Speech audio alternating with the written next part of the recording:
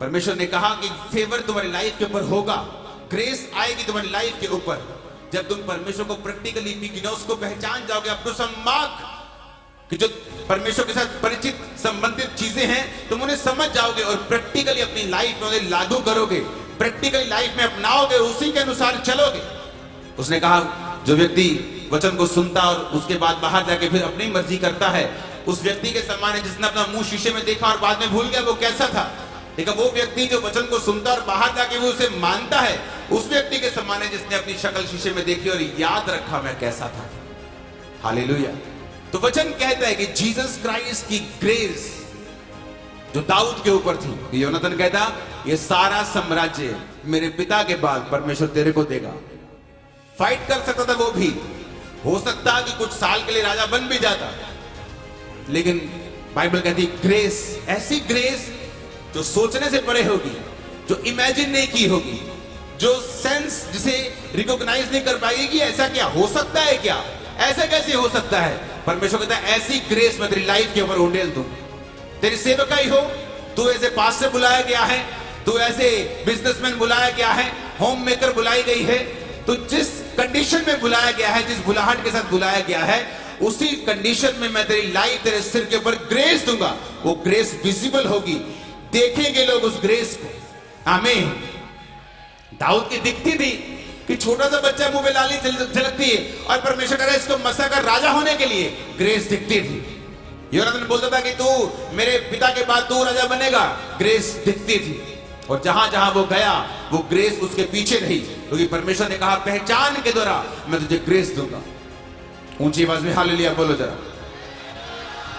आपका काम है दर्शनों के साथ चलना।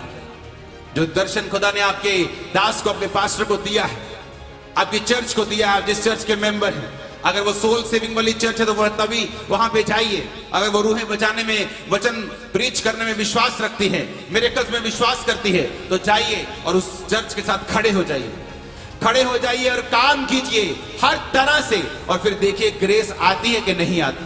परमेश्वर का दास स्वर्गीय रीनेट बॉन्के इस तरह से कहते जितनी कम सामर्थ तुम्हारी लाइफ में होगी उतने ज्यादा केक्स और कॉफीज और पिकनिक्स लगेंगी चर्च को पालने में और बनाने में। और जिसके पास सामर्थ थी, यूहन्ना भविष्यद्वक्ता लिखा, जंगलों में भी लोग जाते थे, बोलते थे सांप के बच्चों, कहते नहीं तेरे को लिया, तब भी तेरे पास ही आए। भीड़ जीसस के पीछे होती थी, जीसस बोलता नहीं अब मुझे ये भीड़ नहीं चाहिए, मुझे आगे जाना है। नहीं प्रभु तेरे पास तो भी वो प्रधान जी मिलने के लिए आ रहे हैं। जीसस कहते मुझे और भी जगहों के ऊपर भेजा गया है।